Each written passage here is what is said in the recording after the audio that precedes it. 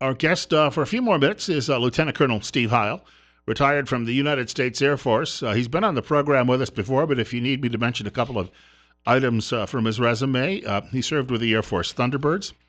He helped plan the second Reagan Bush inauguration, and he also wrapped up his Air Force career serving as he was the administrator of the Shuttle Challenger Commission, and later, just shortly after retirement, he worked on a big celebration to commemorate the 175th anniversary of the Battle of Fort McHenry, alongside another one of his acquaintances, and that was the author Tom Clancy. So Steve has not only a long resume, but he knows a lot of people as well, just career-wise.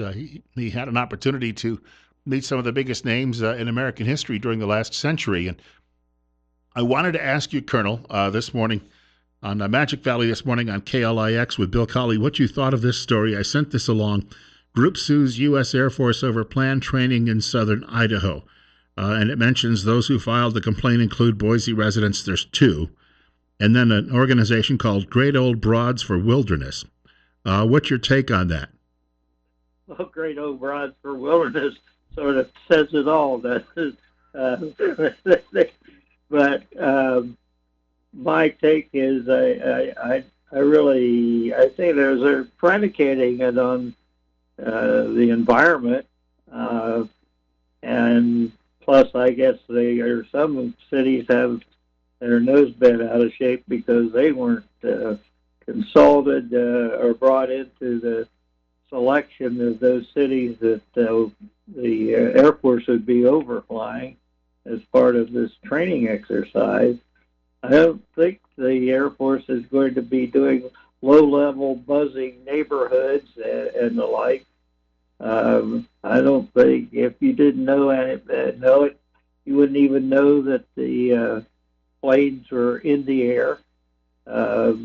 It's a communication exercise, so that I think the civilians on the ground can be monitored or directed from the Air Force. I guess if we ever had a really big insurrection or whatever, these people would be able to sort of know what was going on in the bigger picture and how to react to it. Yeah. I'm not sure. Really. I think they're just against it because they're against it. Because liberals like to be against anything. I got a caller trying to reach us. Would you like to take the call? Sure. Caller, you're on the air on KLIX with our guest, Lieutenant Colonel Steve Heil. Go ahead. Good morning, Lieutenant Colonel. Yeah, I know. Good morning. I think I may have met you years ago, Lieutenant Colonel Frank Heflin. You remember Frank Heflin? I believe yes. Now that He was a B-52 pilot. Yeah, Right. yeah. He was a real good Yes. friend of our families years Oh, ago great. in Southern California. Uh-huh. Anyways, they flew out of March Air Base, and they had the same problem we fly. I saw the formations the other day when they were flying. It reminded me of Frank.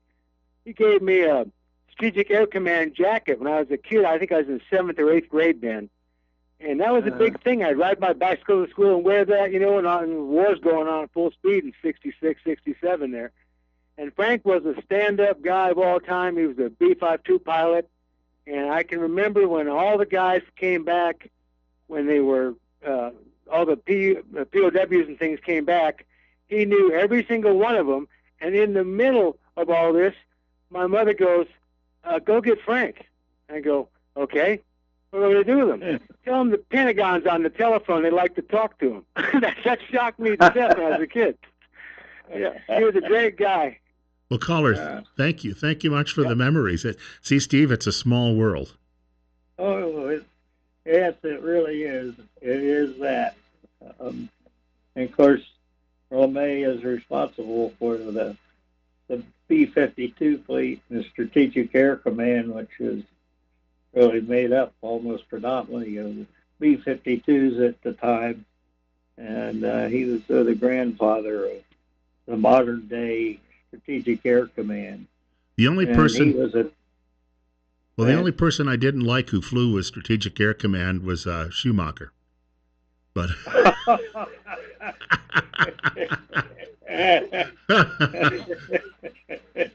Oh, wow. That is very understandable. but yeah, they're still flying B-52s amazingly, and they'll be flying them for decades more. They'll be finally go out of commission after about a full century. Oh, it's an amazing airplane. When I was in Thailand, my tour during Vietnam War, I was at Utapao Air Force Base in Thailand, and it was the big B-52 base. They did bombing runs out of Guam and then Utapao, and my roommate Pete Howard was a maintenance officer, so he took me out, and I got to crawl around in the old B-52s, and yeah, real familiar with it. But it was quite an airplane, and still is. Well, Colonel, I want to thank you much for your time today, and point out too as well. Some people have asked me about your name and mentioning Colonel Heil. You have a brother who served in the Army, who was Right. Colonel Heil. So a lot of people may have met him over the years too, if they had military contacts. And he unfortunately is in Orange County, California, but. Much to his dismay anymore. Yeah. Well, listen, I will let you run. We'll talk again sometime soon. Okay, great. Always glad to be able to talk to your listeners and you, and have a good day. All right, super. Thank you.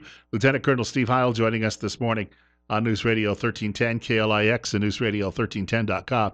We're at 46. Coming up, Todd Starnes, and then one more half hour of Magic Valley This Morning with Bill Cully.